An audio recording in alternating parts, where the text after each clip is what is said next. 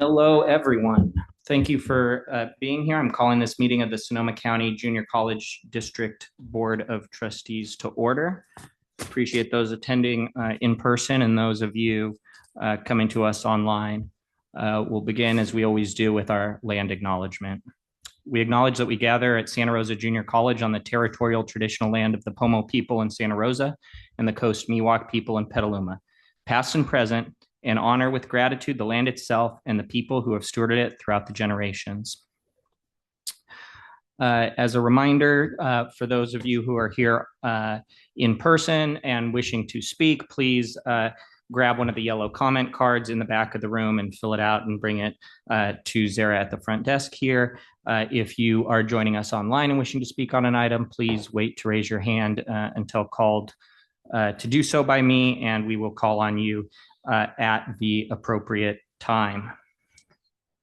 That takes us to item B1, announcements of reportable actions from closed session. There are none. That brings us to item B2, approval of the open session agenda. Trustees, do I have a motion and a second on the agenda? Any public comments here in the room or online on the agenda, or board members wishing to speak on that? Seeing none, we will go for his first ever student trustee advisory vote to student trustee Reed. Aye. All right. All those in favor? Aye. Any opposed or abstain? The ayes have it. The agenda is approved. Next, that takes us to item B3, a public hearing on SEIU Local 1021 and district reopeners for 25-26 negotiations. Do I have any public comments here in the room on this item or online? Seeing none, any board members wishing to speak on this item? Seeing none, we will go on to item B4, approval of our regular meeting minutes from our last regular meeting. Do I have a motion and a second? Any public comments or discussion on this item? Seeing none, student trustee Reed.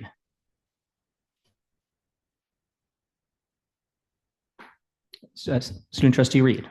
Aye. All those in favor? Aye. Any opposed or abstain? The minutes are approved.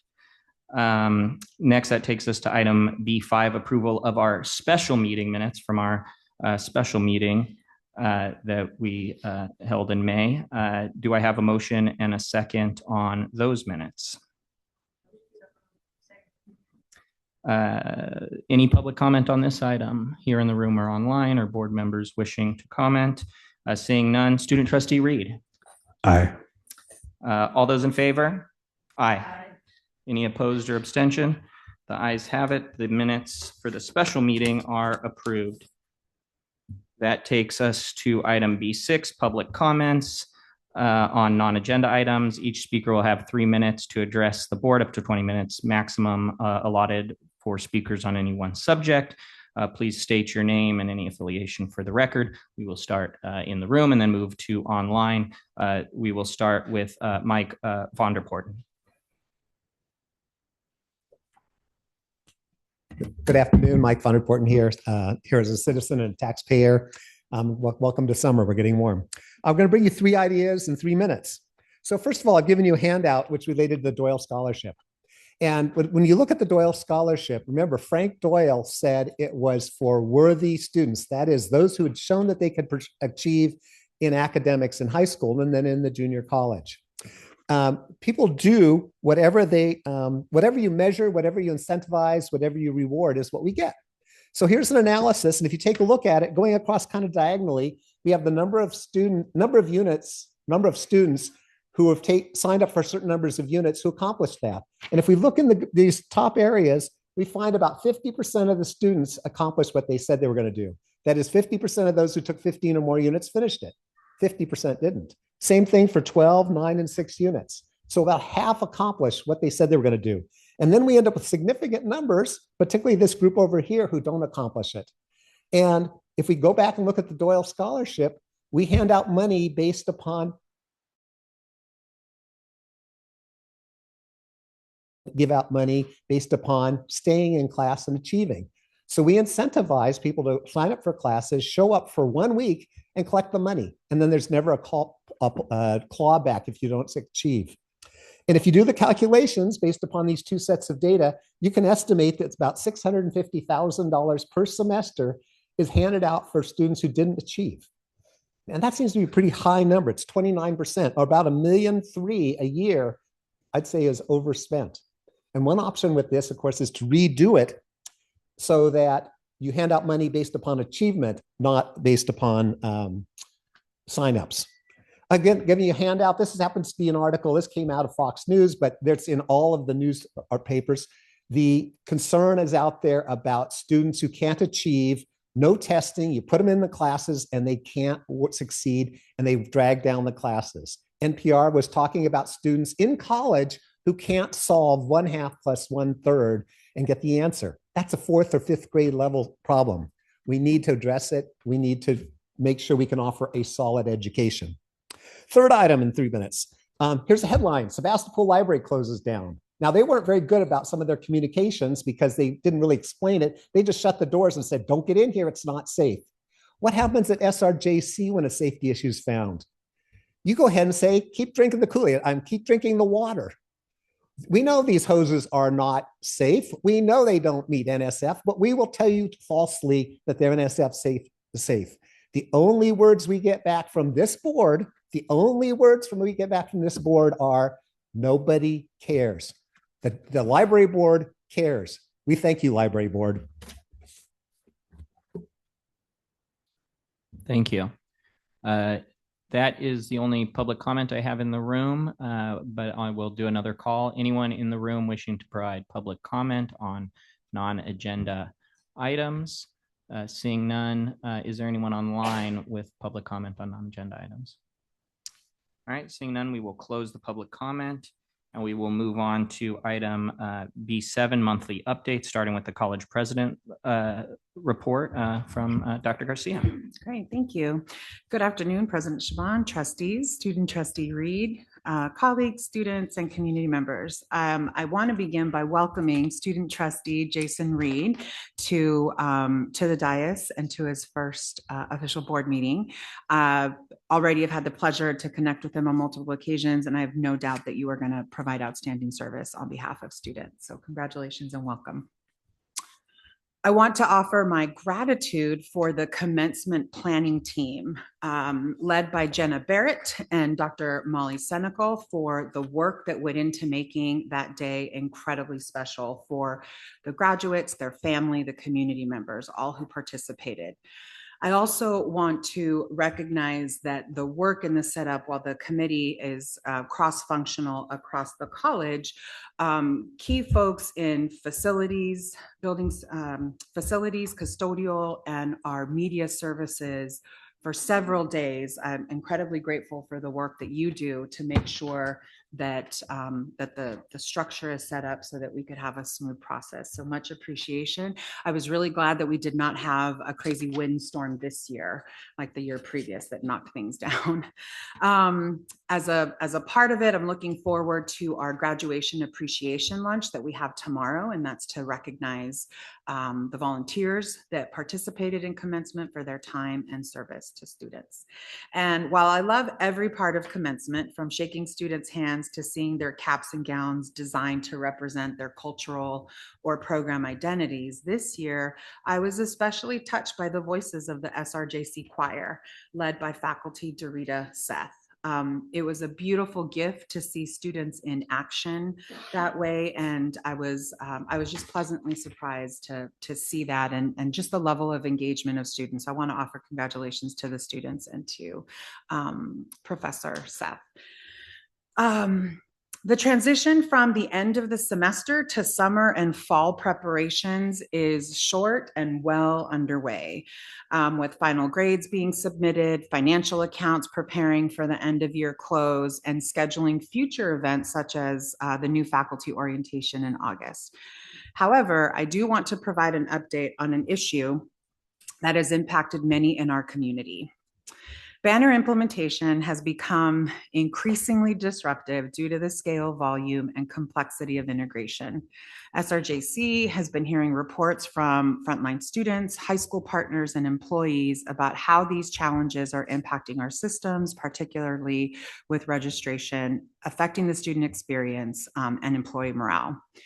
The following information is meant to provide general context, progress to date, and strategies underway for stabilizing Banner implementation moving forward. So for some background and context, we migrated from a homegrown system to Banner SAS, which constitutes a major transition.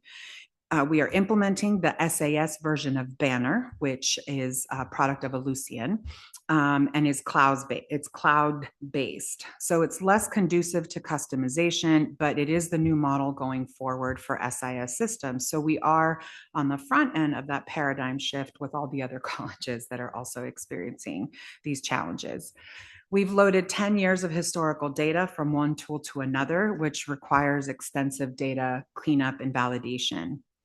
HR and accounting systems are not in our Banner environment. That was not something that the district purchased many years ago. The decisions not to purchase those components were not to mitigate costs, but based on functional considerations, analysis, and the connectivity that the district has to the county for our systems to be able to communicate. I want to provide some additional just high-level updates across the different course streams. So for curriculum and catalog, we have implemented Banner catalog and curriculum and are currently implementing Course Sleeve and CIM, which is the curriculum management platforms. The schedule of classes is live in Banner for summer and fall, and we're working through the scheduled data cleanup. So I want to thank all of the academic deans, folks the staff especially who support the development and the uploading of that.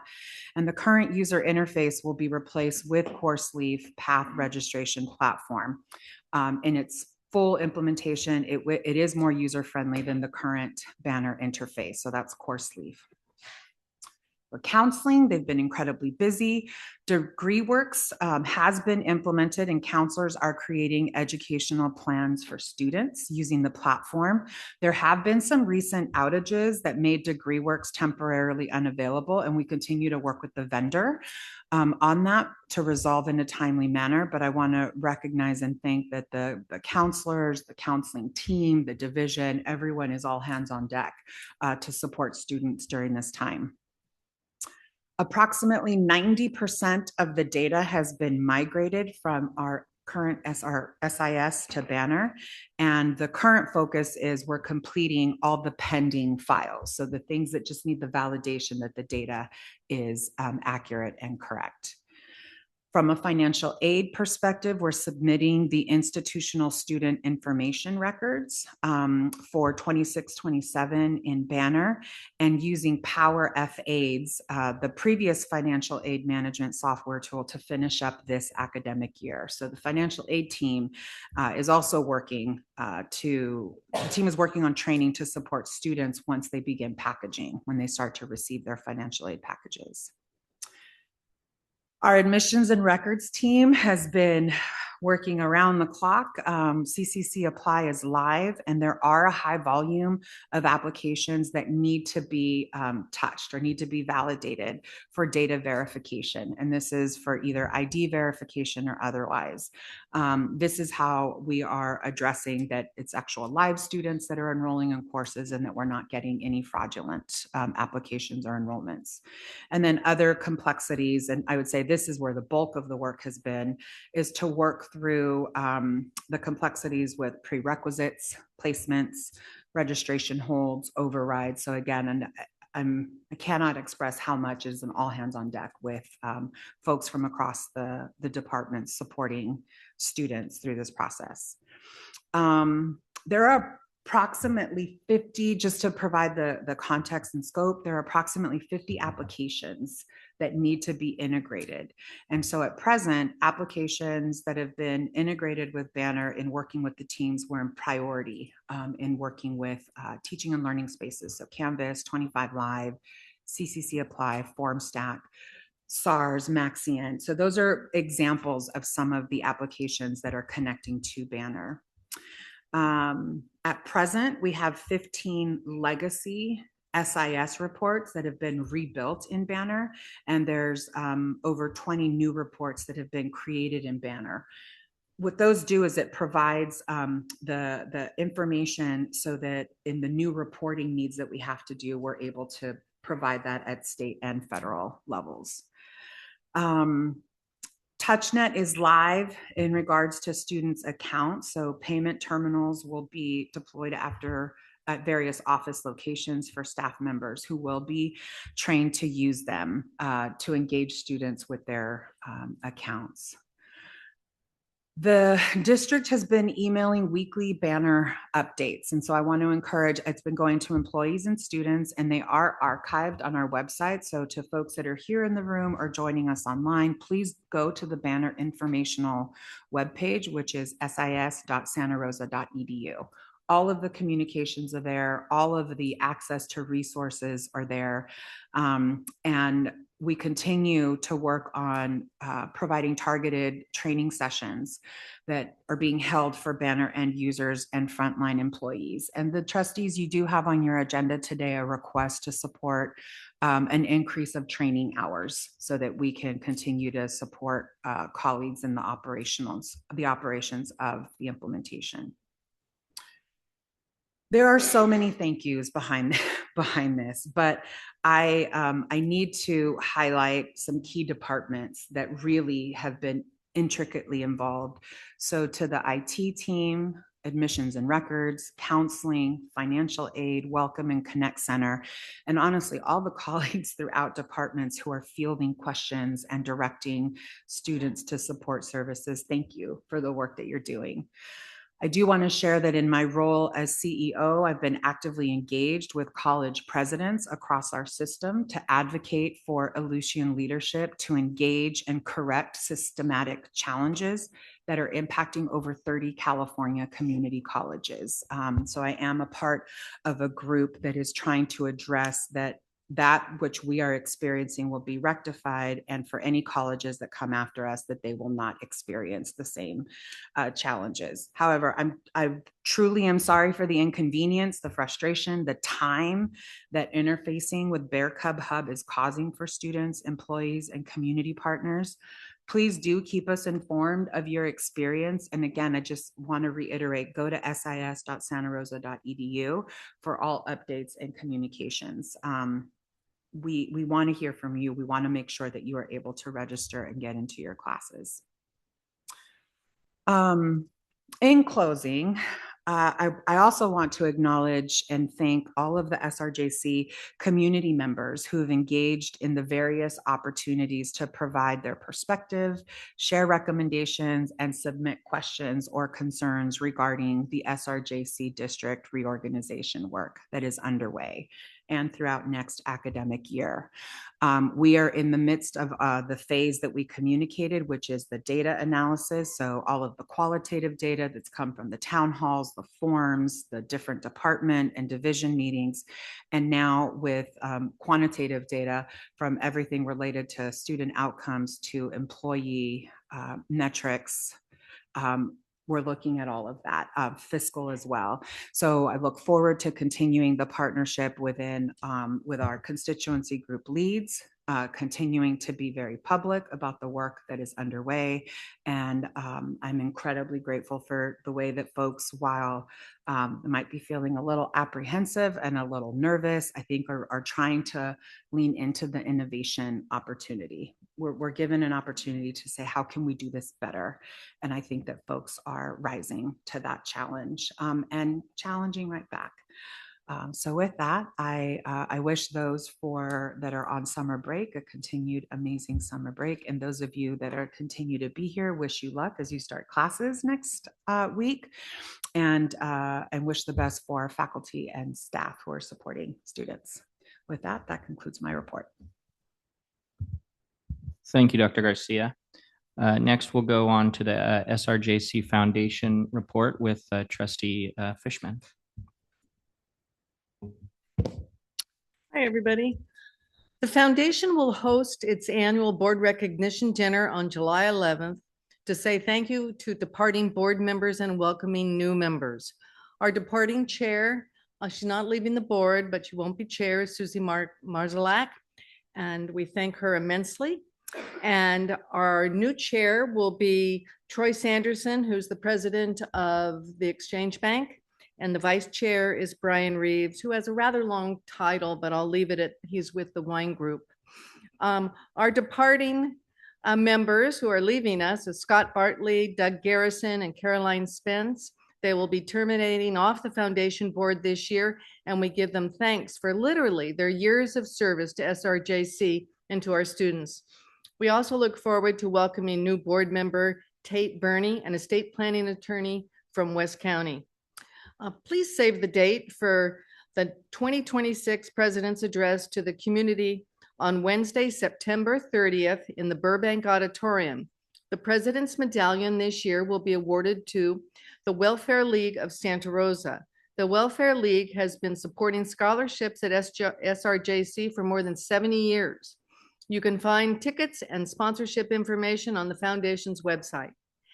As of April 30th, the foundation had secured $9.1 million in donations to support scholarships and programs and is on track to meet our goal of $10 million by the end of the fiscal year. Thank you. Trustee Fishman, if I just may, you said July 11th for the board dinner. It's June 11th. I just wanted the minute. sorry. That's okay. Just wanted the minutes to June reflect the 11th, date. this Thursday, day after tomorrow. Thank you. It was a J. All right, thank you. Next up, we have a Board Finance Committee report with Trustee Martinez. The Board Finance Committee met on Wednesday, May 27.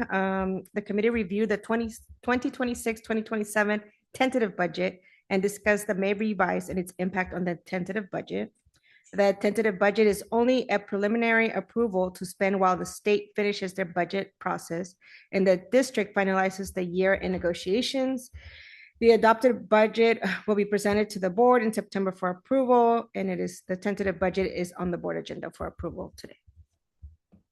Thank you very much for that report. Next up, we have our bond update with VP Jolly. Good afternoon. All right. President Shaban, members of the board, Dr. Garcia, college community, I'm happy today to provide an update on our projects and your agenda items. So I'm going to start with the Race Hall large classroom. So the scope of this project is to convert existing space within Race Hall into a large classroom for health sciences.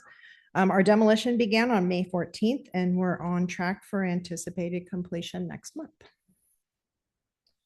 Next up is the Schoen Farm restroom building. So this project needed renovations to achieve certification with DSA. Besides certifying the foundation, the work included addition of fire sprinklers and ADA improvements. So there is a change order on the agenda for today to address items that came up during construction. The change orders for $7,889. The work includes lowering a new fire water line, adjusting the ADA path of travel for slope conditions, and then repairs to the subfloor. This will bring our change orders to 5.44%, and the project should be completed this month. The Schoen Farm new storage shed and head house project is also nearing completion. This project provides new storage and facilities up at the Schoen Farm. There's also a 1.94% change order on the agenda for $2,643 to add an electrical circuit to the shed, and completion is anticipated this month. Moving to the Petaluma campus, the media services and tutorial remodel. This project updates workspace for media and a new tutorial center for students in the library. Construction is being phased with each phase running approximately 8 weeks. We're preparing for it to kick off at the end of July and anticipated completion is in December. And then our final project update is for the Pioneer Hall Security Project. This is to cover the installation of new card readers and cameras within Pioneer Hall. Construction is set to begin this month with anticipated completion by the end of summer. I want to briefly highlight 4 items on the agenda that we haven't reviewed. First is the 5-year capital outlay plan. So the district is required to submit this plan to the chancellor's office annually to give a complete picture of our capital projects. And it is used at the statewide level to advocate for funding on behalf of the community colleges. So on the agenda is the 2027 to 2031 plan, which includes 3 projects that were already approved at the state level, the STEM, the Towser Gym renovation, and Public Safety Training Center expansion. There are no new listed projects on the report as we are not in a position to provide any required match funds. However, if we are able to secure additional capital funding in the future, we would add projects in future years.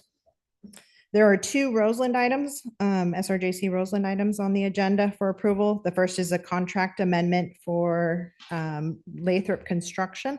This amendment is actually a credit. It returns the remaining project contingency balance of $121,429 back to Measure H, which brings our final change orders to 8.87%. The second is the recommendation to file the notice of completion for the project. Next up, as Dr. Garcia mentioned, is a contract amendment with Strata Information Group in the amount of $271,830. This is funded through Measure H ITG funds. This covers approximately 1,400 additional hours of technical training and some project management to support to carry banner implementation through its final phases of completion. And then lastly, we have Amendment 6 and 7 to our contract with Harrison Associates for our labor compliance monitoring. These amendments cover continued support through the final closeout of the remaining Measure H projects. The recommended increase is $30,745, bringing total contract to $1,566,715, inclusive of all previous amendments. And I'm happy to answer any questions you may have. Thank you. Any questions? Seeing none, thank you very much. Next, we will go to our student trustee report. Student trustee Reed. Good afternoon, Dr. Garcia, President Shaban, esteemed members of the board, SRJC faculty and staff, my fellow peers and community. My first report will serve as an introduction as well as a declaration of my commitment to this position. I am 45 years old and a longtime Sonoma County resident, raised here from a very young age after being born in Colorado. My early years were tumultuous at best, and I endured traumas that helped set the stage for struggles that lasted well into my adulthood. I was not allowed to enroll at a public high school as a result of my behavior, and instead attended the Clean and Sober School and Los Galicos Community, both continuation schools run by the Sonoma County Office of Education, where I would earn my GED at 17. Instead of the workforce, college, or the military, I entered the youth to prison pipeline, and I would go on to do several jail and prison terms totaling more than 14 years of incarceration. I am a felon, and while that fact does not define me, it is certainly a part of my story, and I am not ashamed, nor do I hide from it. In fact, I consider it a superpower and have wielded my lived experience to overcome barriers, turn struggle into success, and become the person I am today. I share similarities with students who have been justice impacted, fought uphill battles against addiction, food insecurity, being unhoused, stigma, and systems. I am dedicated to being a voice and a champion for all students, but for those ones especially. The fact that I have the honor and privilege to sit on this board is a testament to the hard work I have put in to make the necessary changes in my life that have gotten me here. I do not take it lightly and will be very intentional with how I approach this position. I measure my success by my advocacy efforts and how well I am able to show up for and to give back to my peers, and community. Here's what this looks like. I am in a leadership role for the Second Chance Rising Scholars Program as the Interclub Council representative.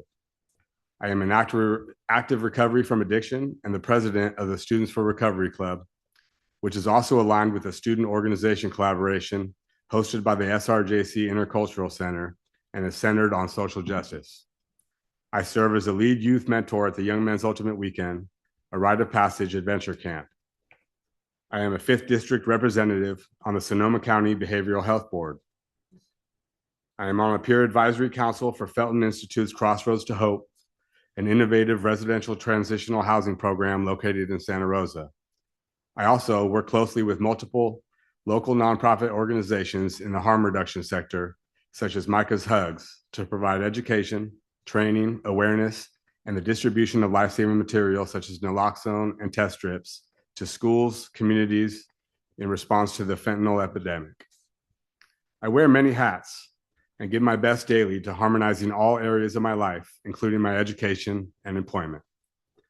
I'm working on multiple degrees in social work and human services, social and behavioral sciences, and certification as a wellness coach, and have already been certified as a peer educator while maintaining a Dean's highest honors level GPA, and for the last 14 months, have been employed as a peer success coach here on campus in the academic counseling department. This has been one of the most rewarding experiences of my life, not only from working with a large cohort of students and helping them to be successful in their pathways to education, but also working side by side with the incredible counselors, administrators, and staff. I have a bittersweet feeling today because it is my last day in this role. I will, however, be transitioning over to the Rising Scholars Program as a success coach and serving a smaller population of formerly incarcerated students, which I am particularly passionate about supporting as they navigate what can be an overwhelming transition to higher learning. One of the things I love most about the Santa Rosa Junior College and this district is that you will most certainly receive an education around intersectionality and inclusivity, both in and outside of the classroom. And I appreciate this with all of me. To be heard, seen, included, accommodated, and set up for success no matter who you are is something that is inherently valuable and amazing, and something I am sure we would all like more of in our world. Promoting these virtues, as well as the health and welfare of students, is and will continue to be the ground that I stand firmly upon as I undertake the student trustee position. I will bring a collaborative spirit to work closely with our newly elected Student Government Assembly President, Diego Roman, who I know to be someone who shares the same passion and sentiment for our peers, to participate avidly in shared governance and be a student voice with integrity, steadfastness, determination, confidence, and humility. I hope to be able to fill the shoes of my amazing predecessor, Kaya Clark, who I have had clear and open communication with and appreciate greatly. I will end by saying that one thing that I have identified as something to focus on in the days ahead will be to lean in and support each other, not divide any further than we already may be. This rings true for all humanity, and in light of everything from policies to budget cuts, the more we close the gaps and work together, the better off we will be. Thank you. I'm complete.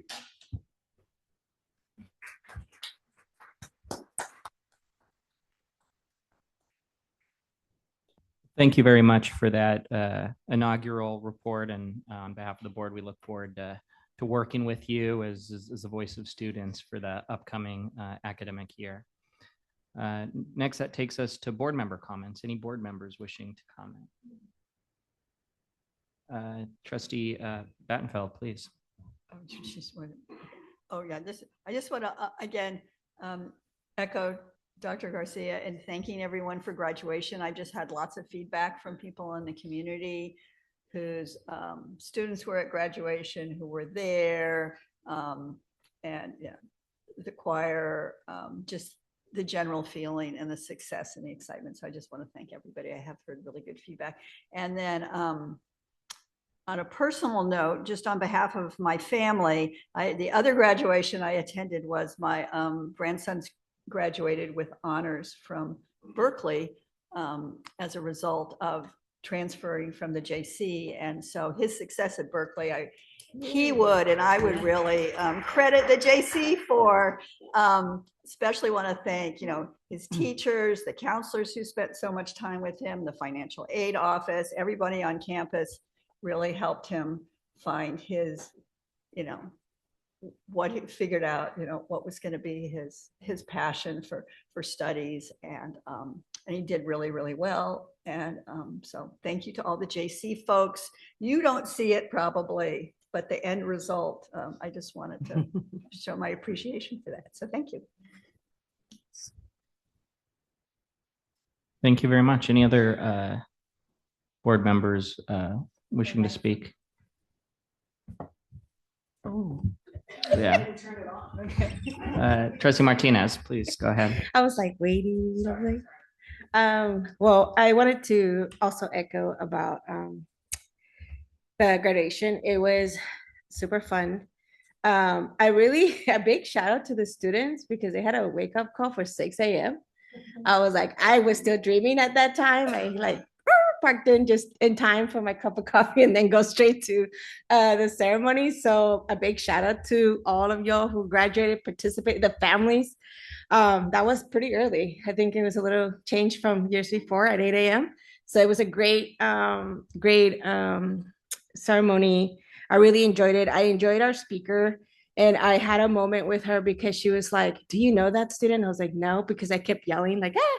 I'm like, I keep yelling because there's some students that you don't hear, like somebody cheering for them. I'm like, I have no idea who they are. I barely knew this class of students. So I was just really excited for them. So I tend to do that at almost all graduations. But this time I also had the honor of being, I always participate, but actually speaking on behalf of the administration, Dr. Garcia, and the board for the Latinx graduation. And let's just say that even though you think you're like ready or whatever, and you've done it a million times, it is very nerve-wracking. But it was very exciting to have over 100 students participate. I believe there was at least 145 certificates awarded in one way or another. And that's a big number. It was the third annual one. And I was also very honored to have their keynote speaker be Ozzy Osvaldo Jimenez, because I actually, in my early years, he was also commencement speaker, and he kept it very real and honest. And one of the things that I appreciate about that graduation, which I actually did see at the main one too, there was a few students crying. I think they were also on their own.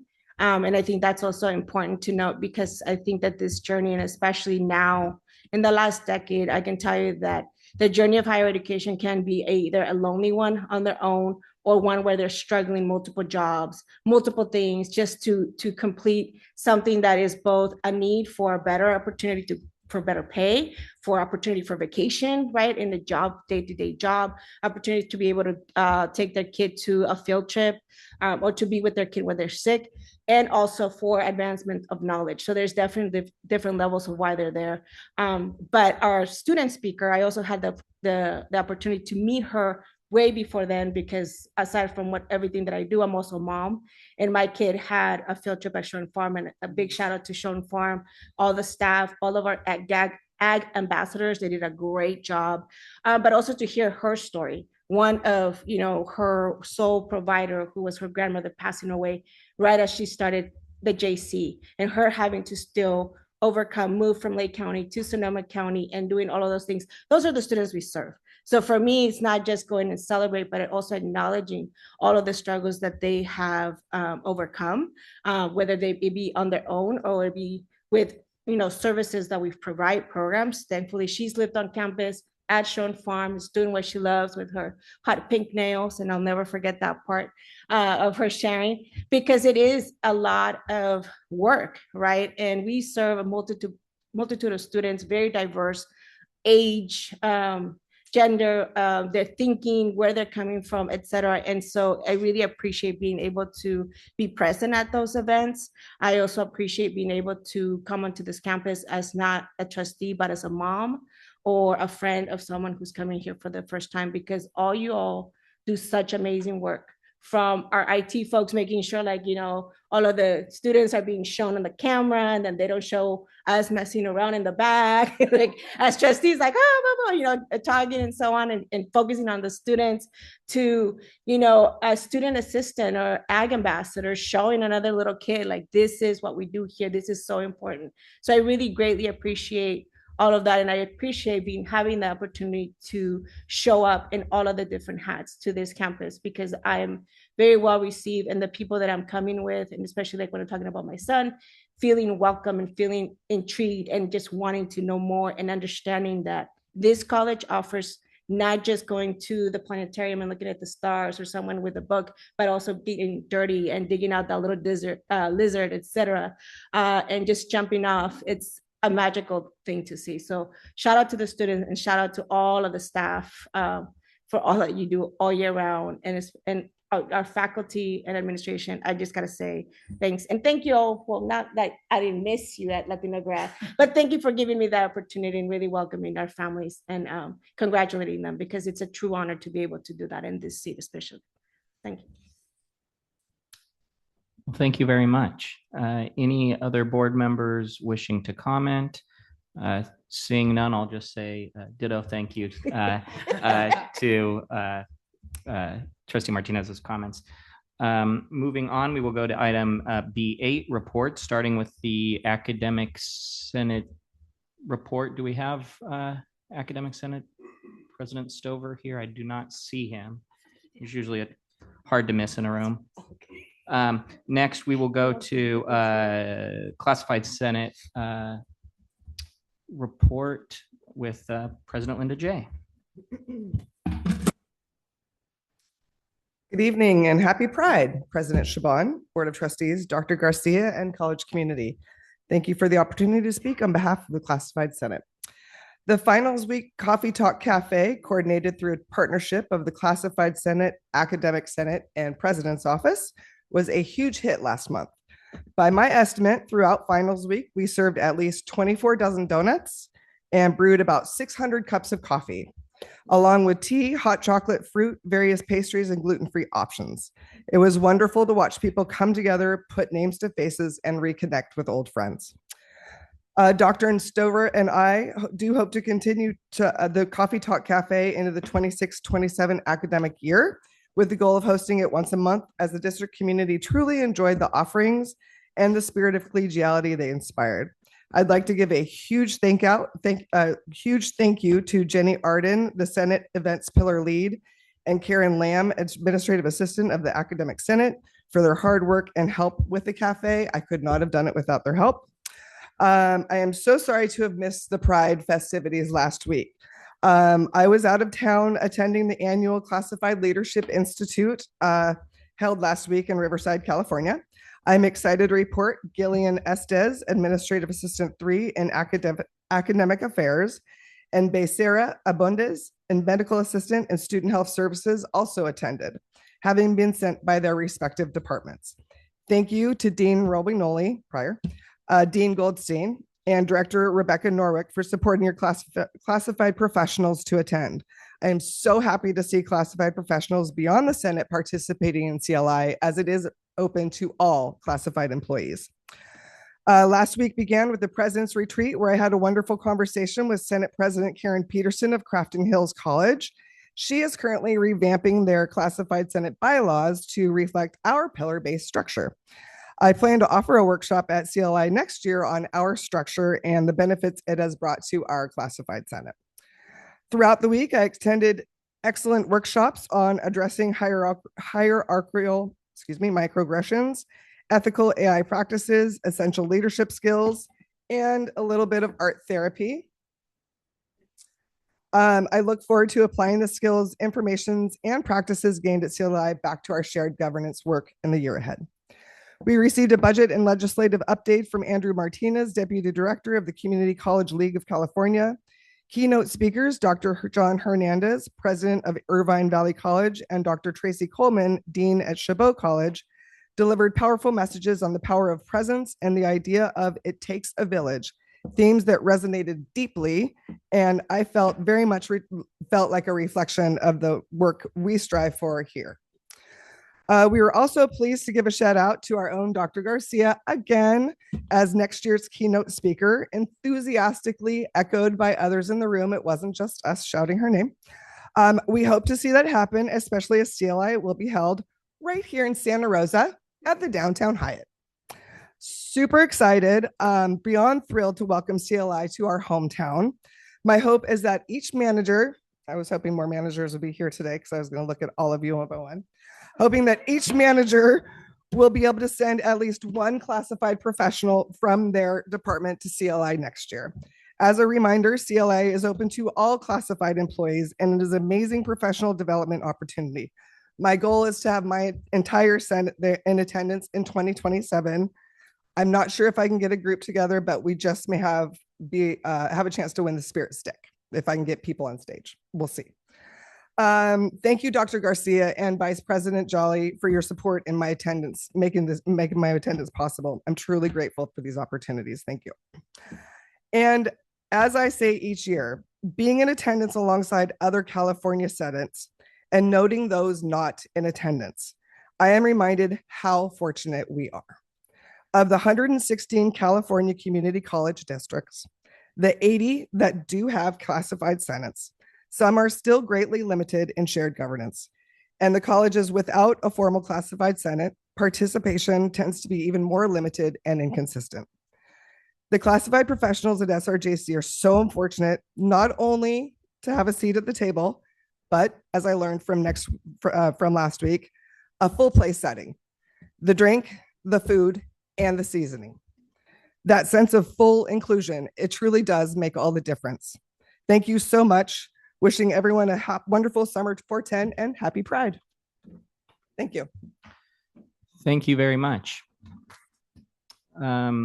And I'll just echo, thanks for the folks who came out to the Pride celebration. That's one of the highlights of the summer, starting it off. So Dr. Garcia and was there with Trustee Battenfeld and I. And yeah, it's good, great attendance by students, staff and faculty, administrators. So great way to kick off the month. Next, we'll go on to the SGA report with SGA President Diego Roman Hernandez. There you are. Please go ahead.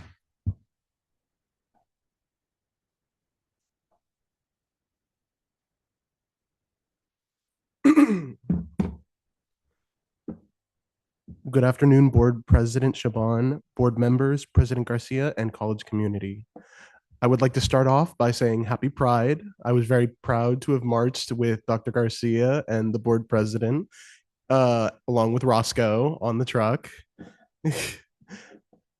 It was one of the most meaningful experiences of my life, as being here at this college has been for me. I would like to start off by introducing myself. My name is Diego Antonio Roman Hernandez. I was born in Arecibo, Puerto Rico, and spent the first year of my life in Quebradillas, Puerto Rico, where my family grew up. My father, a sergeant in the Army, was deployed to Iraq when I was born, and due to that fact, we moved around constantly. I spent the first 4 years of my life after Puerto Rico in Germany in 2 different places. After that, 2 different places in Virginia. After that, 4 years in Kansas. After that, 6 years in Florida in 3 different places, leading to my eventual move out here to Sonoma County 3 years ago. That has created this deep connection to the places that I have lived in my life. It has taught me how to make a community out of the places that I have lived, and I'm very happy to say that this has become my community. Nothing has been more meaningful to me than moving out to Sonoma County and being here at the junior college. Before I got to the junior college, I didn't even think that university was an option for me, and now here I stand, the student body president of the Santa Rosa Junior College. Being here means so much, and I would like to thank every single one of you guys for being here and putting your heart and soul into our community. Some of us were born into this community. Some of us have been welcomed in as new members. So for that, I say thank you. I look very, very, very much forward to working with every single one of you in my term as student body president. as well as specifically Jason Reed as our new student trustee. There are a lot of issues that are facing the college, and I cannot wait to start tackling them. It is so exciting to be here today, and it is so exciting to represent the student body. And I would also like to say thank you to our former student trustee, Kaya Mountain Clark, who I don't think I would be here today without her. She has taught me so much, and I don't think I could have learned anything close to as much without her. So thank you so much, Kaya. With that being said, I would like to lay out that the first student government meet will be in 2 weeks on the 22nd, I believe, that Monday. We are hoping to start off our retreat pretty early and start kicking off a lot of different things. We hope to fill the currently vacant position that we have, the Vice President of Residence Life. And as well, I would like to educate some of the new members because a lot of our new members are dual enrollment high school students, which feels pretty unprecedented. We have like 4 dual enrollment high school students as members of student government, which I don't know if that has ever happened before, but I'd say that's pretty interesting. Otherwise, I would like to close my report by saying thank you. Thank you to all of you, and thank you to all of my friends who have supported me through this journey, and thank you to all my colleagues who have made this possible for me. Thank you. Thank you. All right. Next up, we have our AFA report with AFA President Ann Donegan, I believe, joining us via Zoom. We see you there. Welcome. Hi, everybody. Can you hear me? Yep, we can hear you. Lovely. Thank you. Good afternoon and happy Pride to President Shaban, board members, President Garcia, my college colleagues, and the greater college community. I want to start off first saying that I was personally inspired by both the SGA president's comments and definitely the new student trustees' comments. And I appreciate Trustee Martinez's comments as well. Sorry, I'm getting a little emotional. I'm in Massachusetts, which is my home. And I came here, well, I was born here, but my parents were immigrants and they knew no one. And what acclimated them was the public schools. And what myself and my siblings did in public schools. And I'm going to pull it together now.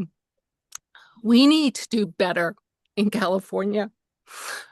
We need to do better. And I believe that unions, academic senates, classified senates, and administrators need to put pressure on on Sacramento and the chancellor's office to do more for our immigrant students and the children of immigrants, because it worked great for me 40 years ago as a white immigrant, but it needs to do better for all of our immigrants.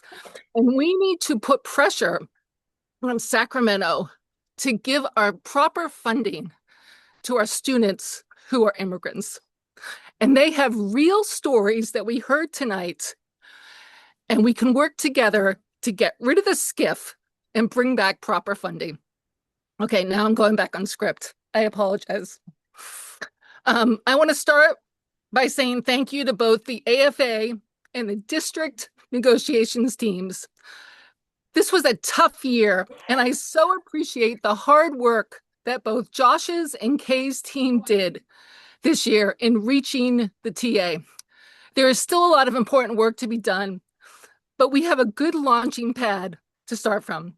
I also want to thank Sarah Wiley for her hard work and leadership on this past semester. I am so grateful that she was willing to step up, and I hope that she will come back to AFA leadership in the near future. Over the past 18 months, many have spoken at these board meetings and pointed out to situations at Sonoma State and Santa Rosa City schools as cautionary tales. I shared these concerns with you all, while also expressing my belief that our management team appeared to have a plan, one that focused on increasing enrollment and making strategic reduction to expenses. By the spring of 2025, though, we became aware that the district was seeking employee contributions towards healthcare costs. Yet during this past semester, we also learned that the district needed to make ongoing budget changes by over $10 million in order to address its financial challenges. It is important to recognize that the SRJC faculty members have taken this fiscal emergency seriously. We have acted as responsible partners by agreeing to contribute toward our healthcare costs, both last year and this coming academic year. In addition, we have agreed to forego our contractually obligated rank 10 salary increases as part of the effort to help address the district's financial situation. In our tentative agreement that AFA voting members supported by close to 90%, the district has agreed to cut $10 million from our budget by June of 2027, and then have in place $12 million in cuts and ongoing savings the following year. Now it is the time for the district to make the decisions necessary to reorganize the college and bring expenditures into alignment with available funding. Doing so is essential to ensure the institution's long-term fiscal stability, our ability to bring high-quality education to all of our students. AFA urges the district to think critically and question past practices. We need to reevaluate how our campuses and sites are effectively used. We need administrators to focus on managing the college, making Banner more user-friendly, and assuring Canvas is available in a timely manner to professors who are teaching this summer. Managing the college could be done more effectively if academic 10+1 work was done by faculty members. Now is the time to reimagine how we set up committees, including hiring committees, and to create department chairs for all academic programs. Of course, we need administrators. You are over your 5 minutes, but I want to give you some. Yeah. Thank you. My tears took too much time. They do an enormous amount of work at the college, but we can and should consider redefining some administrative job descriptions so they can better focus on our managerial tasks. This will not only lead to more effective management, but it will save the district a lot of money. Thank you so much for your time. Thank you very much for joining us. Mm-hmm. All right, next up, we have our SEIU report with the SEIU President, Sandy Segala. Good afternoon, President Siobhan, members of the board, Dr. Garcia and colleagues, and our students and community members. Thank you for a little bit of your attention today. I have a very short report, but I also want to welcome Ann Donegan back. It was good to see you, Ann, if you're still there. So one of the updates for you on our SEIU contract, just asking the board's approval for SEIU reopener negotiations for the 25-26. With board approval, SEIU and the district can commence negotiations on our 26-27 agreement reopeners. And a lot what Ann has talked about, we'll be talking about that. We haven't talked about it officially yet. So SEIU thanks. Well, thank you for your approval for that today. Hopefully we'll approve it. An update to the employees who were scheduled to be laid off due to the federal grant funding that was being terminated. SEIU and the district worked very closely together to try to stay away from the layoffs, and instead SEIU requested to place recruitment holds on a few of the vacant positions that were up for hire. By doing this, we were able to be very successful. We were able to place everyone in these vacant positions where they qualified for and were eligible to be transferred to, as they all met with the new supervisors. Fortunately, was a good fit, and both of the department and the classified ended up in a happy situation. So we're glad, and thank you greatly to the district, Kate Jolly and her team. It was wonderful working with her on this project. One position, however, has been terminated, was being terminated. The individual actually applied for a position on campus in the foundation department, and fortunate for him, he was hired there. We still have one position half-time placement for our last person. We haven't given up on this position yet, or this individual's placement. So all in all, SEIU greatly thanks the district and appreciates the working relationships when classified are confronted with these issues. So thank you so much. And finally, I was hope to just everyone have a fantastic break, enjoy the summer for a bit, and then we'll see you all in August. Thank you. Thank you very much. All right, next up, that brings us to our information agenda.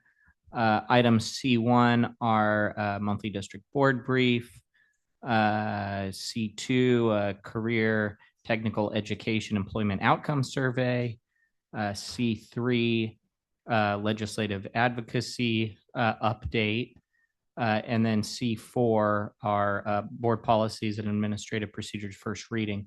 Items C1 through C3 are information only. There's no associated report. But wanted to see if board members have any comments or questions on those items, or if we have any public comment on them. So we'll start. Trustee Fishman. I would like to comment on the CTE Employment Outcomes Survey, and I don't know. I mean, I just really appreciated getting that information. I mean, there was lots of things in there about what's working, what's not working. I understand that we have a contract. We do this for the state. A couple of my questions, I don't necessarily need to be addressed now, was how our college compared to the other college is in the survey. I mean, the data I got was for our college. I was just curious. And I was also curious how this information may lead to any kind of reassessment of curriculum offerings or anything else. But it was really great. And I really appreciated receiving this information, and thank you. But I don't know, I'll get Brad later. Yeah. Okay. Thank you, Trustee Fishman. Actually, on that point, I think, oftentimes, one of the common questions that comes up from board members is sort of how do we compare? And sometimes it's apples to oranges because of how things compare. But in terms of a survey like this, perhaps it's not. And when it is apples to apples, it's helpful because, I'm always the fastest one in the race if I'm the only one who I'm measuring the results for. But if we compare to other people that are doing the same thing, I think that's helpful. So I appreciate Trustee Fishman, you bringing that up. And I do recall, over the past year, those are fairly frequent questions. So I think that's well taken. Any other board member comments on these items or public comments? I do not have a public comment card or anyone online. Then I'll turn it over on item C4. Dr. Garcia does have a presentation, and take it away. Great, thank you. So as has become practice to ensure that we are successfully addressing board policy and administrative procedures, this is the overview for board consideration. This is a first reading. And as a reminder to the trustees, but also to the community member that might be listening, board policies come to this board when it's gone through the participatory governance process, which means that it's been discussed and supported, approved in college council. So as you can see here, we have board policy 3600 related to auxiliary organizations, board policy 3820 gifts and donations, Board Policy 5150, Extended Opportunity and Services, EOPS. And as you can see, the notation on the right shows that all three of these are legally required. It will replace current district policies and will, as we've been working on, convert to the organizational system so that when there are legal updates that come from CCLC, we have the structure in place so that we can make very fast revisions as needed. I am happy to take any, oh, I forgot about this next one. Then we have the administrative procedures that follow the auxiliary organizations and EOPS. And so this is for information purposes. So you can see Administrative Procedure 3600, legally required, and will replace 2.12p.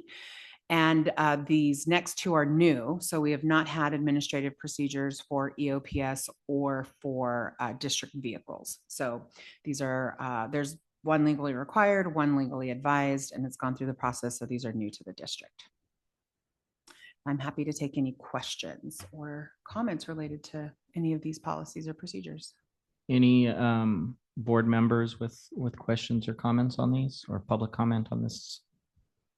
Seeing none, we will move on. Thank you. Thank you.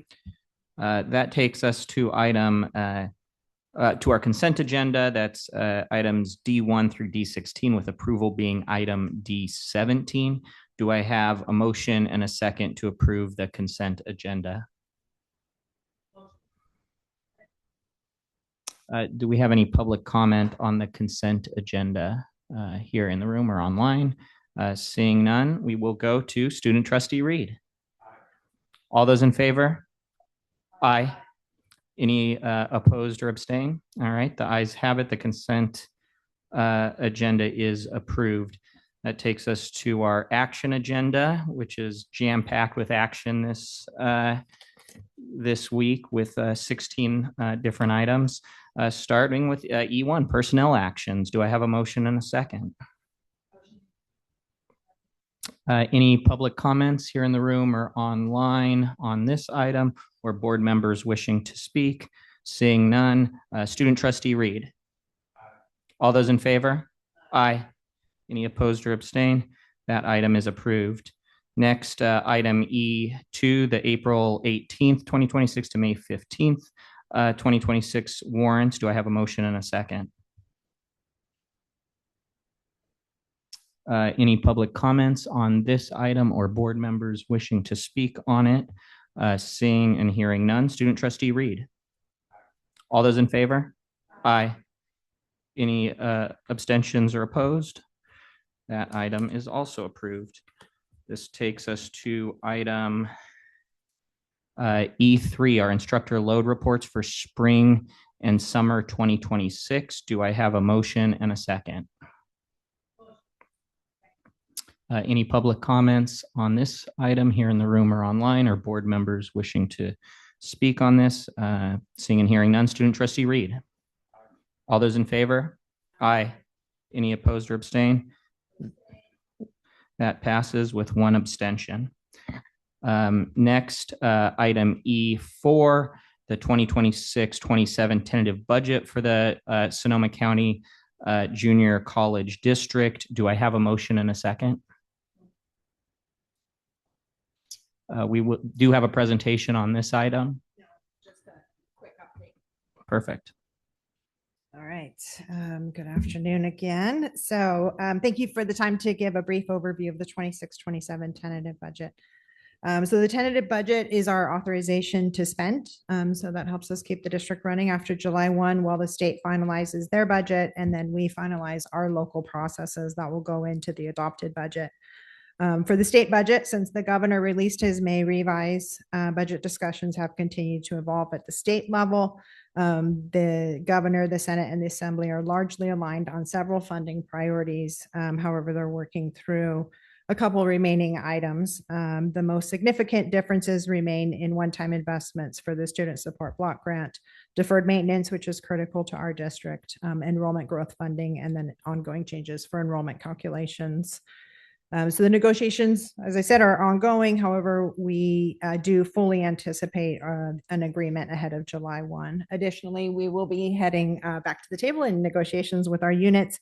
So there's still quite a bit to develop on our side for the final budget. But I'm happy to present a balanced budget to you for today. So the 26-27 tentative budget that you have has removed any one-time revenues and expenses from the prior year budget and includes any changes that are in the system automatically, such as step increases, And then we've added in the budget reductions necessary to present the balanced budget. All other changes will be included in the adopted budget, which we will bring in September for approval. And I'm happy to answer any questions you may have.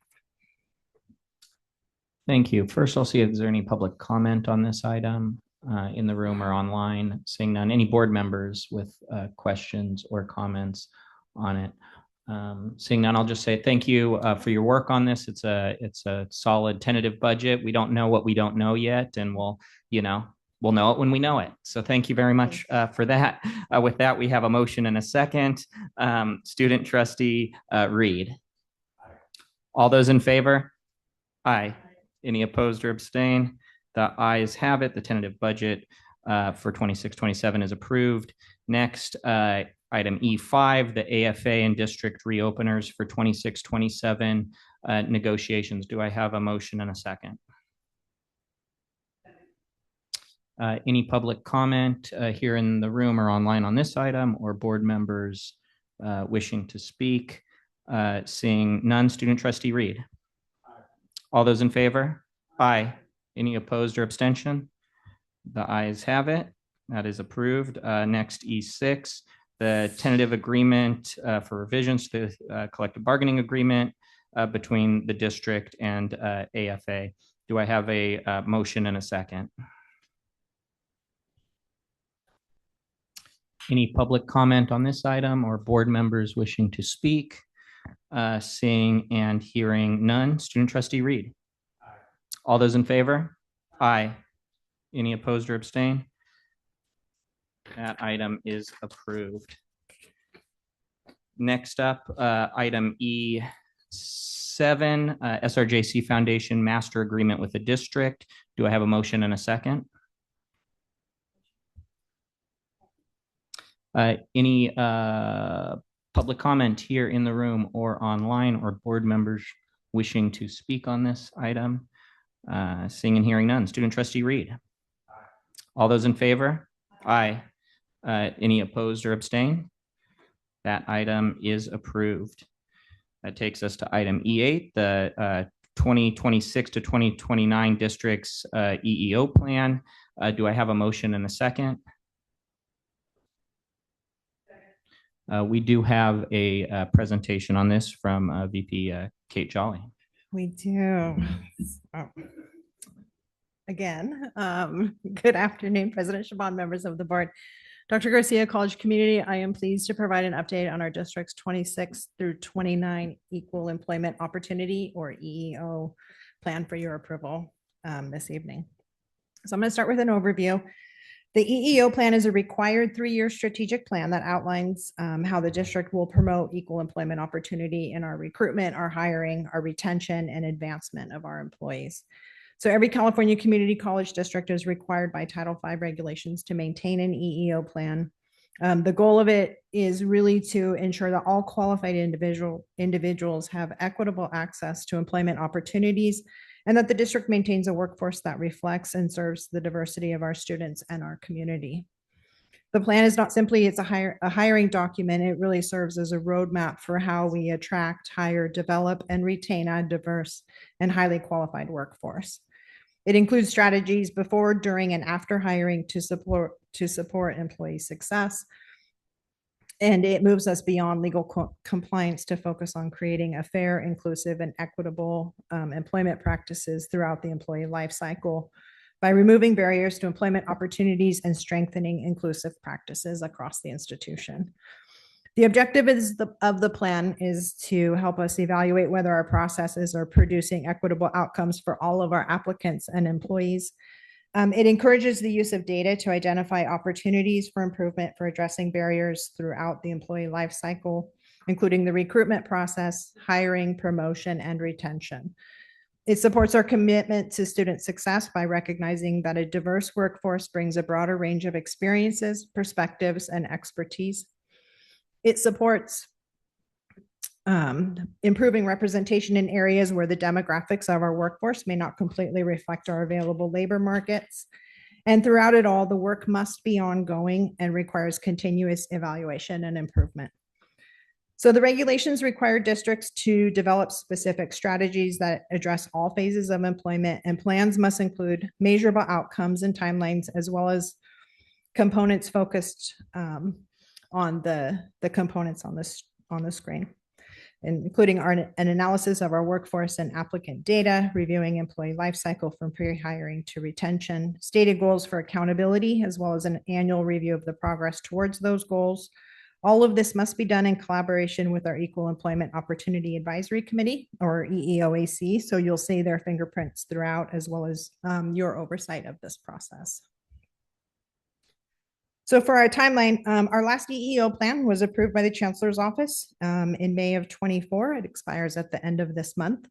So from January to March of this year, we worked with the EEOAC to develop the draft of a new plan for recommendation. We submitted that draft in early March to the Chancellor's Office for their feedback. We received their feedback in mid-April. So it is strongly encouraged by the Chancellor's Office that the recommendations be incorporated into the plan. So that's, we've incorporated that in for, and we'll submit that back for approval. We provided that feedback to the EEOAC on May 15th. They submitted the recommendations back for incorporation in. As mentioned, we've incorporated into the version that's on your agenda for final approval. And then September 1st is the annual certification to the Chancellor's Office, and you'll see that each year on your agenda going forward. Okay, so based on the feedback from the Chancellor's Office, we incorporated some proposed changes that we need to highlight for you. So the first recommendation that we received was to expand awareness beyond our annual notices and postings. They wanted us to include marketing and outreach and other communication methods. To address that, we added additional dissemination strategies, including employee information sessions, QR codes to the EEO plan in high traffic locations such as HR, including the plan language in our district email campaigns and newsletters, as well as communication to our employee listservs. The second feedback that we received was for other district-specific rehiring strategies. They are recommending we include additional recruitment strategies to reach underrepresented groups. To address, we added the development of strategic partnerships with organizations that support underrepresented communities, expanding our advertising to additional culturally specific recruitment platforms, expanding our employee internship programs, participating in outreach events, an annual evaluation of the effectiveness of our recruitment and advertising strategies, and increasing our marketing resources where we can. Additionally, there was a request for greater accountability and evaluation of outreach efforts. So at least one EEOAC meeting each semester will be dedicated to reviewing all of our applicant data, recruitment sources, and advertising outcomes. After that assessment, they will make additional recommendations to ensure continuous improvement. The fourth recommendation was for procedures for addressing diversity throughout hiring steps and levels, and that we clearly identify the underrepresentation, adverse impact, and barriers throughout the hiring process. To address, we are proposing to add the review and improvement of our NeoEd, our platform that we use for recruitment, applicant tracking, coding, reporting, and analysis. We're also recommending to conduct a 5-year longitudinal applicant pool analysis by underrepresented status, identify barriers in our recruitment processes, as well as development of targeted interventions and effectiveness measures in coordination with our institutional effectiveness research and planning department. Our fifth component was to include strategies to reduce potential bias in the applicant screening process. To address this, we are proposing to explore adding anonymous screening of our recruitment pool starting in 27-28. As a part of this, we will explore the ability to remove identifying information such as name, address, contact information, dates, institutions, and gender from the applications for the initial screening process. Our sixth recommendation from the Chancellor's Office is for recruitment efforts and strategies. They requested that recruitment activities be aligned with our identified underrepresentation and adverse impact data. To address, we added a 5-year workforce analysis for representation and retention, onboarding tracking for disability status, which is a new category coming from the state. We also are including that once we do the analysis, we will develop targeted recruitment strategies based on that assessment of our effectiveness metrics, as well as participating in conferences and organizations that support underrepresented communities. Our final recommendation from the Chancellor's Office was for stronger connections between identified disparities and specific interventions, measurable outcomes, and accountability. Some of the previous recommendations already addressed this, but as an overview, we added the applicant pool and workforce longitudinal analysis, adverse impact and underrepresentation reviews, identification of barriers to recruitment, and targeting interventions to those barriers, developing and assessing effectiveness metrics, exploring the implementation of an anonymous screening process, and focusing our recruitment efforts for underrepresented groups. All of these recommendations have been incorporated into the proposed plan that is attached in board docs for your approval today. And I'm happy to answer any questions you may have. Well, thank you very much for that presentation. First, we'll go, are there any public comments in the room or online on this item? All right, board members with any comments or questions? Trustee Fishman. You know, this represents a ton of work, so thank you for that. And all of your revised changes also equal more, but worthy work. And I see that, acknowledge that, and, you know, thank you. That's it. I need to give credit to the EEOIC who have done an incredible lift, as well as Susanna Sidney, who has been leading that and really bringing us forward to today. Thank you. I just have one question. So I think the last time we received an EEO update, I mean, a number of the things that are included as recommendations seem to overlap with initiatives that we were already working on. Is that fair to say that, you know, because I don't want there to be a perception that some of these things that were suggested as solutions or things that we didn't talk about. I mean, I remember sitting here at the dais and having a pretty robust discussion about it, right? So our team has been working on this in addition to working through those recommendations. Yes, most definitely. So the requirement coming from the Chancellor's Office is that we actually have to verbalize the changes that we're recommending and incorporating in prior to your approval. So this is work that has been in the making, as well as future vision that we would love to implement. Wonderful. All right, we have heard, I think, from all board members, so we can go to a vote on that. So I'll go to Student Trustee Reed. All those in favor? Aye. Any opposed or abstain? The EEO plan is approved. That takes us to item E9. That's BPs 6320, 6330, 6340, 6900, and 6910 on second reading. Do I have a motion and a second? Any public comments in the room or online on this item, or board members wishing to speak to it? Seeing and hearing none, we will call the roll. Student Trustee Reed. Aye. All in favor? Aye. Any opposed or abstain? Those policies are approved. Item E10, Management Team Economic Compensation Package for 2026-27. Do I have a motion and a second? Any public comments on this item here in the room or online, or board members wishing to discuss this item? Seeing and hearing none. Student Trustee Reed. Aye. All those in favor? Aye. Any opposed or abstain? This item is approved. That takes us to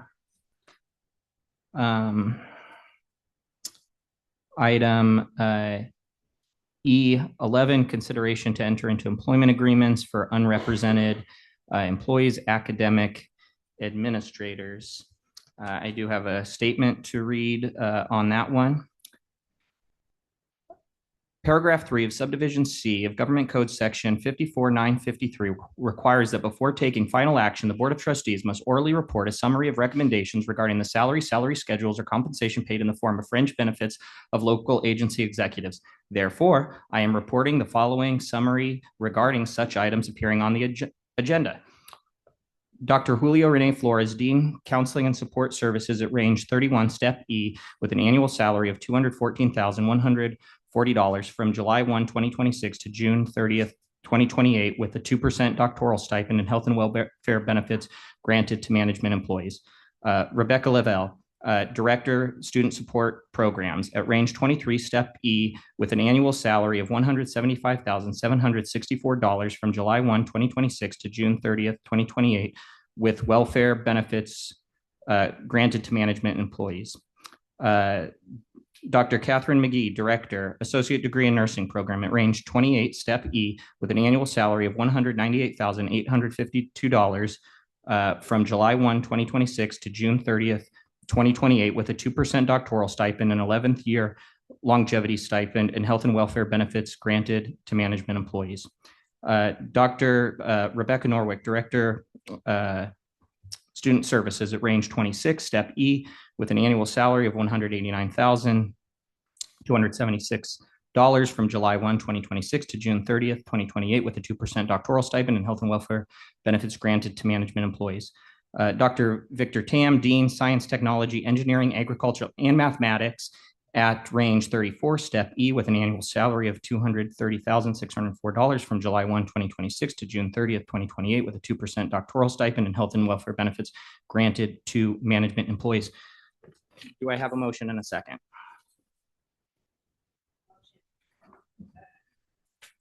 Do we have any public comments on this item here in the room or online, or board members wishing to speak on it? Seeing and hearing none, we will go to Student Trustee Reed. All those in favor? Aye. Any opposed or abstention? That item is approved. Next, item E12, Resolution 10-26, changes to the adopted budget. Do I have a motion and a second? Any public comments on this item or board members wishing to speak? Seeing and hearing none, this does require a roll call vote. Kehlani, please call the roll. Student Trustee Reed. Trustee Battenfeld. Trustee Bricker. Trustee Fishman. Trustee Martinez. Trustee Shaban. Aye. That item is approved. Next, E13, Resolution 11-26, final action on resolution and decision not to reemploy classified employees for the 2026-27 school year. Do I have a motion and a second? Any public comments on this item? Seeing and hearing none, any board members wishing to speak? All right, we will call the roll. Student Trustee Reed. Trustee Battenfeld. Trustee Bricker. Trustee Fishman. Trustee Martinez. Trustee Shaban. Aye. All right, that item is approved. That takes us to item E14, Resolution 12-26, to increase and approve the GAN limit, the GAN appropriations limit for 26-27. Do I have a motion and a second? Any public comment here in the room or online, or board members wishing to speak? Seeing and hearing none, please call the roll. Student Trustee Reed. Trustee Battenfeld. Trustee Bricker. Trustee Fishman. Trustee Martinez. Trustee Shaban. Aye. All right, that takes us to item E15, Resolution 13-26, resolution of the Board of Trustees ordering an election and establishing specifications of the election order. Do I have a motion and a second on that?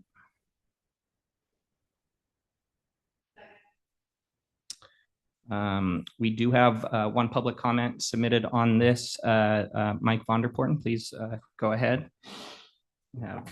Good evening again. Perhaps there's no more important matter that you're going to be talking about in this year than this. But first of all, this board is supposed to be a deliberative body. That is, you're supposed to bring stuff before yourselves and discuss it in public. And yet we somehow went from 4 different versions of the bond to one without any discussion. There's some key elements here I'd like to hear the board members talk about. How come we haven't heard it? How come there's unanimous consent or agreement to this thing, and it was all done by a miracle. There are no documents, no backup information, no analysis, no information that the board or the staff has. No spreadsheets, none of this. I've been told none of that exists. When you were here at the last meeting, you had some consultants come. I went to speak to the consultants afterwards. I've done that at many public meetings, and you can always talk to the consultants. Your staff came forward and told the consultants, don't talk to the public.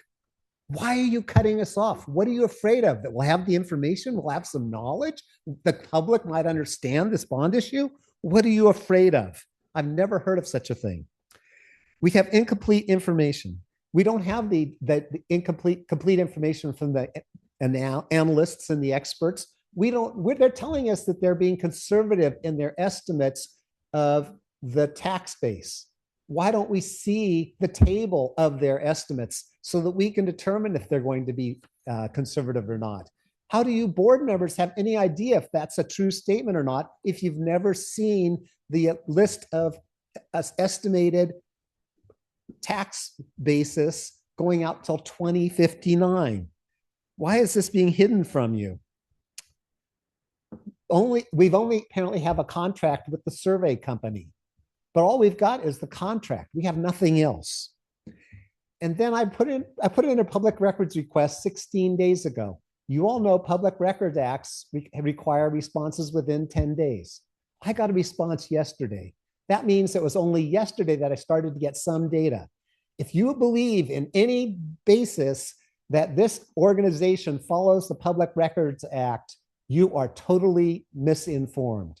I should have had that data 6 days ago, not yesterday, and it was a tiny amount of data. It wasn't complete. Now, when you get to this sheet, there's some key information that you should be talking about. First of all, notice that you're going to start selling bonds in April of 27. Okay, that means you're going to get this passed in November, sell bonds in April of 27. You're going to have then you're going to start paying for it 4 years later. So we're going to put ourselves in the situation of borrowing money, paying interest on it, and not even beginning to pay it back for 4 years. Is that a good process for a board? Look at the other numbers on here. It says the payout rate is 2.12x. That is your 3 minutes. Well, I think Thank you. let me give me 1 minute. Yeah, please wrap up. Yeah, I'll So give you. with 15 the minutes other, wrap up. the current bond, the payout ratio is 1.34. That is, for every dollar borrowed, you pay back $1.34, $1.34, 34 cents of interest on every dollar borrowed. We're going to pay back $1.12 of interest on every dollar borrowed on this. That's a huge amount of interest. This board hasn't discussed it. Why are you willing to pay so much interest on this bond? The other part you need to look at is this expenditure is going to go to 2039. Expenditures go to 2039, but the payout, the bondholders or the taxpayers are stuck until 2059. When we looked at the prior bond, All right, thank you. That is 2014. That is it. We had no idea what. That's the end of those public comments.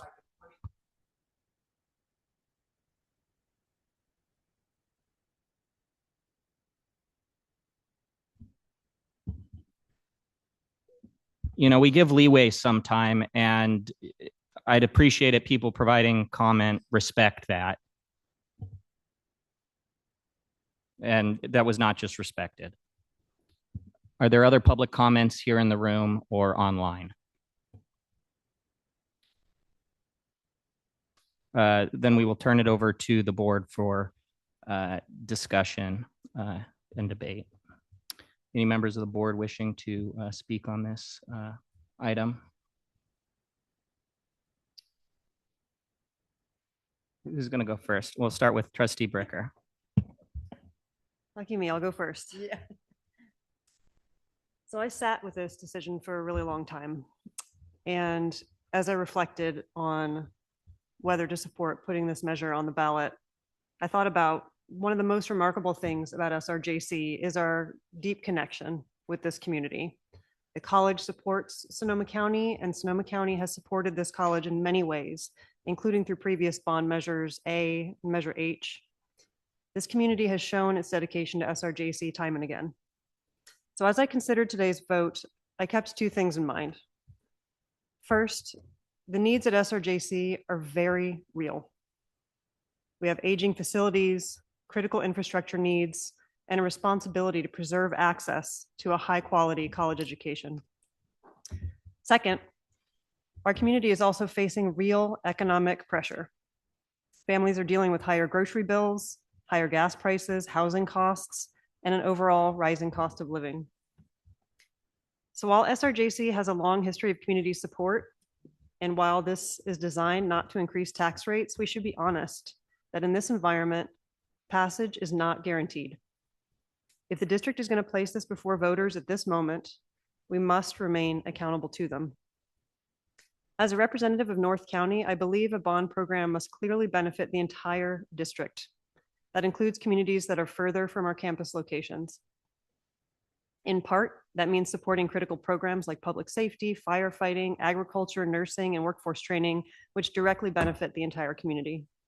It also means investing in technology that supports learning, including online learning, for students who cannot easily travel to campus because of scheduling or transportation challenges, but who still want to pursue their educational goals. Distance should never be a barrier that prevents potential students from benefiting from SRJC, and we must consider how a bond can benefit even those who can't easily make it to one of our physical locations. And as projects are considered, we must seek community input from all corners, not just those who raise their hand or have loud voices. We must base decisions on data related to student need and on established district priorities and align expenditures to our core mission. So I will be voting in favor of this resolution, but I want to be clear that I expect this to come with a commitment that we use these dollars responsibly and in a way that serves our community members, all of them, across the entire district. They have supported this college before, and if the measure is approved by voters, we need to remain true to these commitments in return. Thank you. Thank you very much. Trustee Battenfeld. Thank you. Like Trustee Bricker, I've also been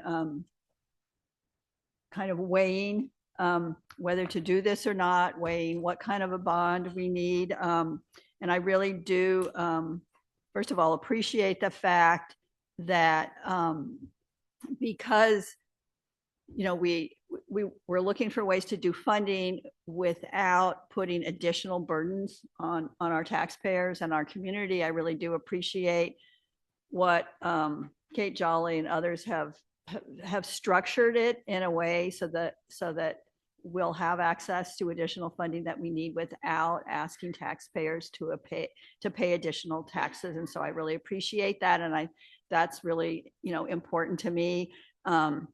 Like Trustee Bricker, I really do think as an individual trustee, and I do think as a board, our commitment does need to be, if the community supports us and passes the bond, that we are responsible and serious, that we involve the community, all parts of the community in discussions and prioritizing and putting together the planning and putting together the budgets and figuring out what our priorities need to be.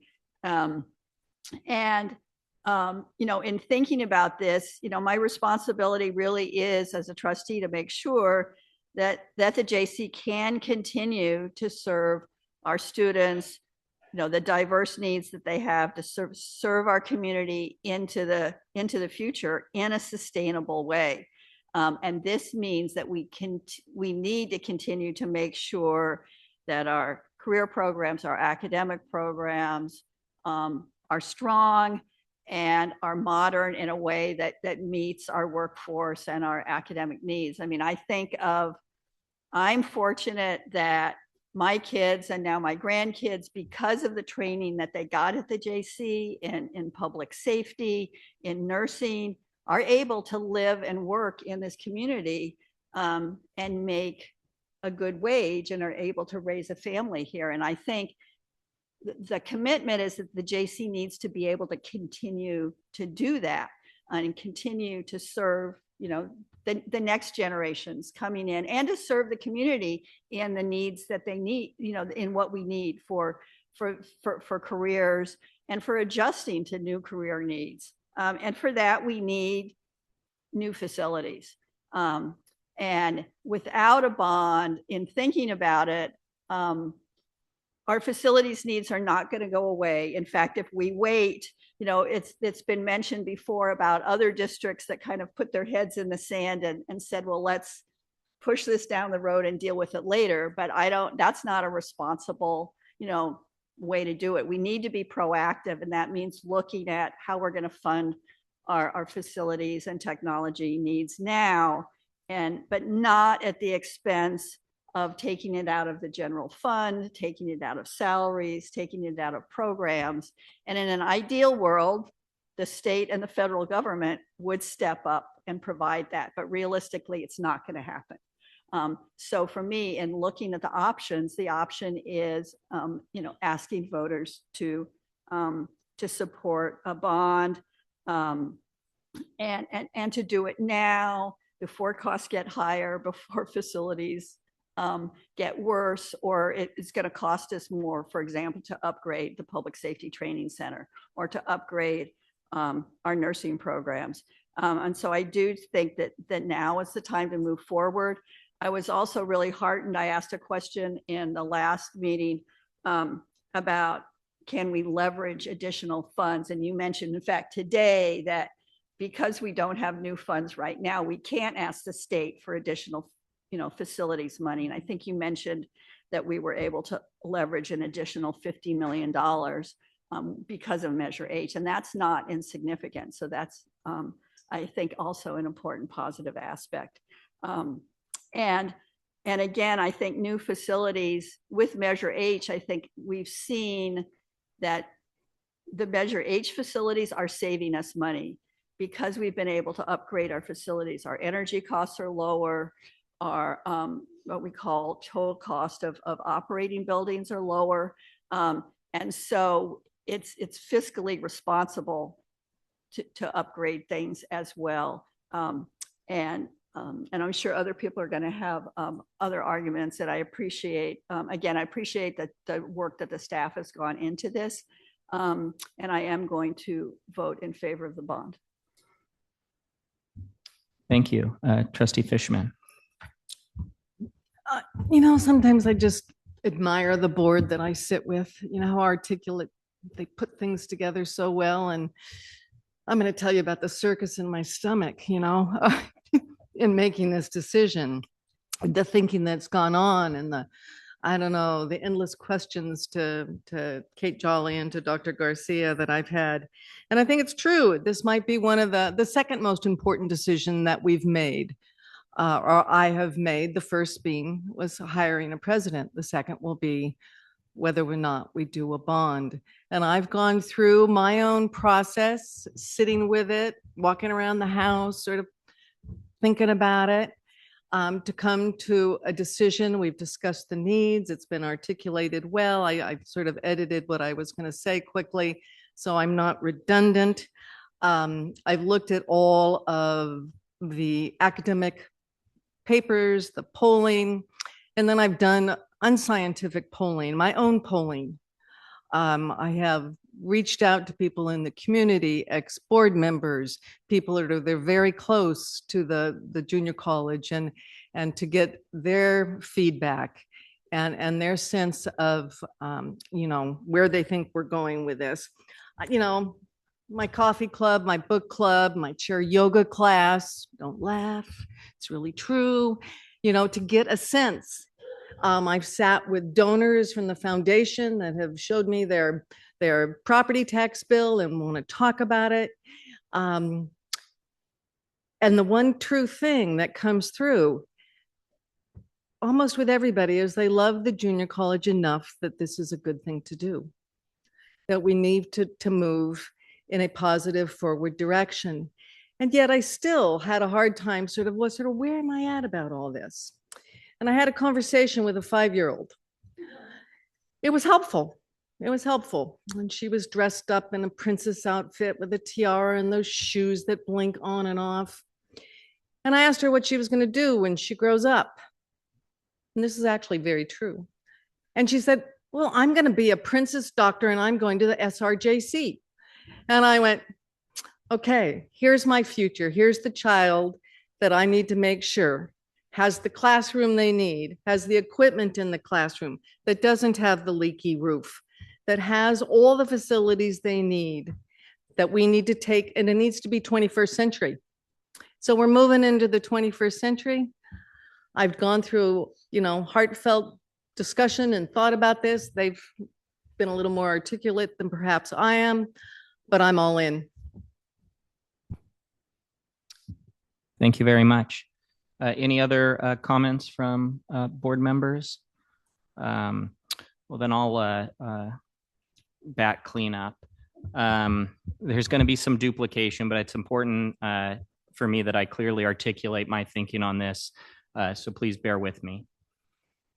The concept of the bond has been thoroughly vetted, publicly vetted, with outreach, multiple presentations, significant study, and significant soul searching, I believe, as you've heard from each of our board members.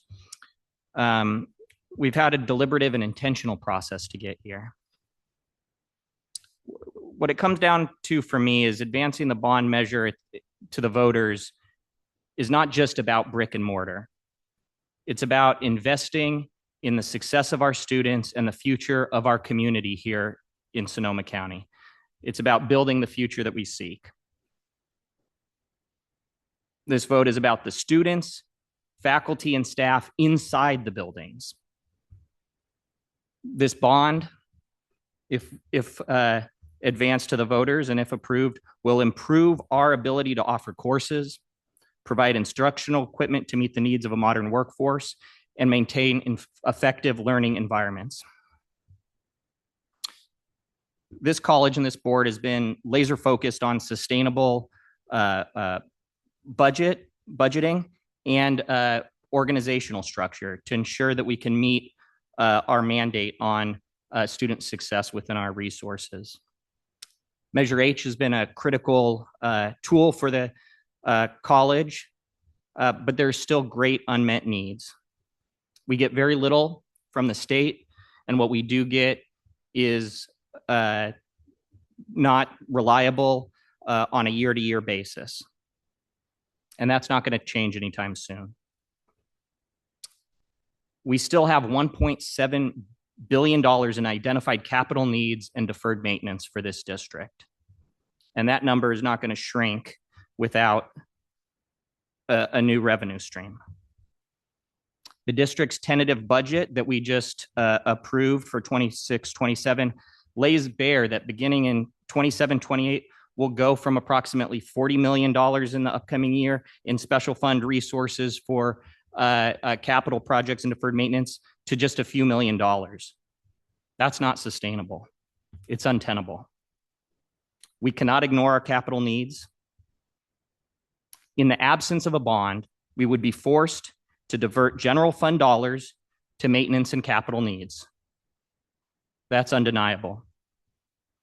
That occurrence would have significant impact on our employees and on our students, on our ability to provide student support services, course offerings, and effective learning spaces.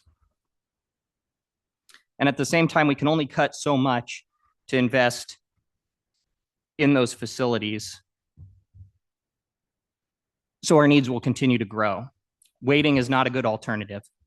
Inflation in the cost of construction outpaces the California Consumer Price Index consistently. Waiting longer means less bang for our buck. Additionally, deferring maintenance needs can cause small issues with relatively manageable costs to balloon into much larger ones. SRJC has proven to be a great steward of our past bond measures. And as has been mentioned, they were key in drawing down tens of millions of dollars in matching funds that wouldn't have been available to this community had the voters not stepped up and funded this college and recognize that value. This measure includes important safeguards, including a citizen bond oversight committee. And I am confident that this entire board is committed to upholding the public trust and making sure that this bond is as meaningful and effective as possible at meeting our mandate. I'm committed to ensure an open, transparent, and deliberative process to ensure that should this bond move forward and should the voters deem appropriate to approve it, that we advance a spending plan and an investment plan that focuses on that core mission and leverages that investment by the voters to the maximum extent possible. We have a real opportunity here to invest in expanding programs in high demand areas. We have programs that would be self-sustaining if we only had the physical infrastructure to offer that coursework. From career technical education to expanding our public safety training center capacity, to supporting our associate's degrees and lifelong learning across the county, this bond can and will be transformational. And I concur with my colleague from North County in saying we need to make sure that this benefits our entire community. And, at the last meeting, we tweaked the language to allow for the leasing of certain facilities. And I think that can be a benefit that we can look at in providing increased connectivity and services to other parts of the county that have lower enrollment, but much more need. And that gives us the flexibility to do that in a deliberative way, a holistic way going forward. This isn't a decision I take lightly. SRJC has been changing and enriching lives for 108 years. That took vision, dedication, and hard work from so many people who came before us.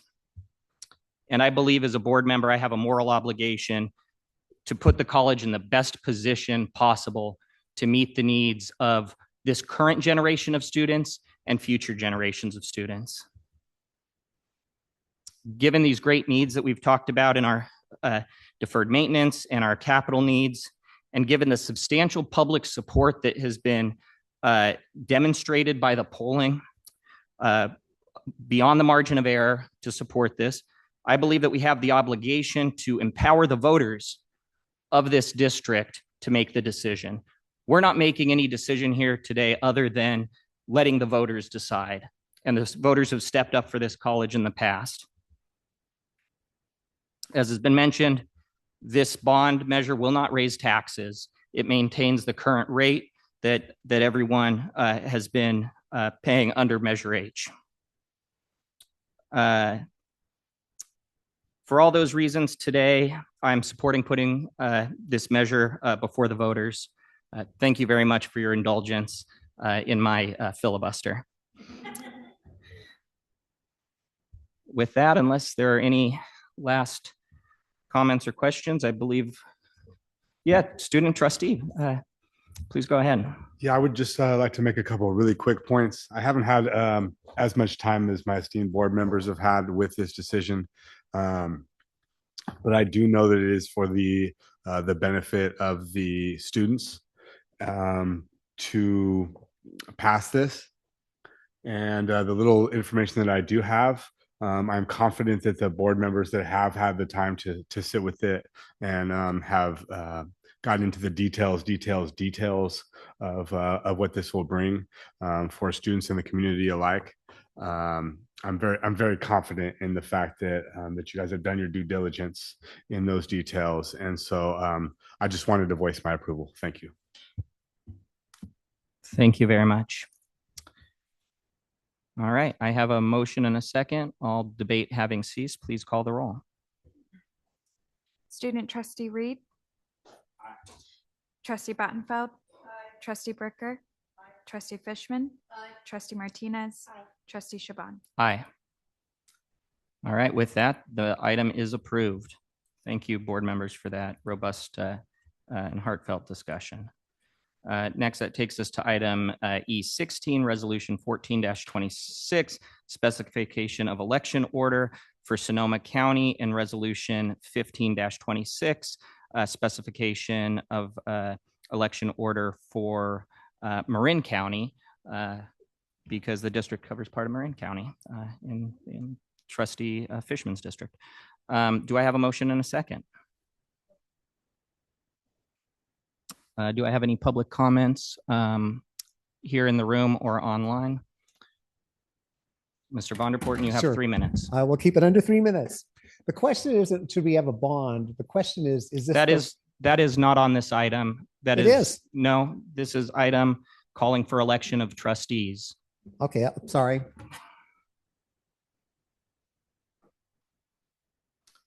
Any public comment on this item calling for election for the 4 trustee districts that are up for election this year?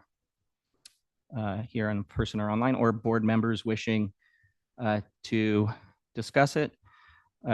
Seeing and hearing none, please call the roll. Student trustee Reed. Trustee Battenfeld. Trustee Bricker. Trustee Fishman. Trustee Martinez. Trustee Shaban. Aye. With that, the desk is clear. Thank you, everyone, for your attention and attendance. This meeting is adjourned.